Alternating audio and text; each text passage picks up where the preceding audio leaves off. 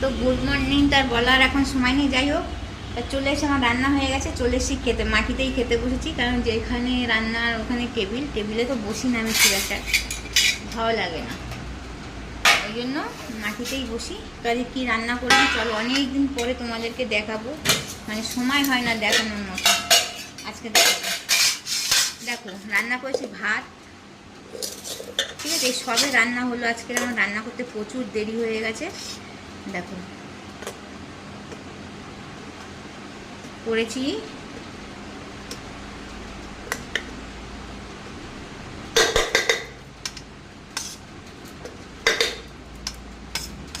ভাত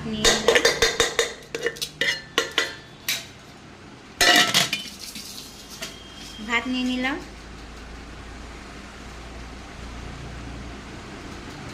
আর করেছি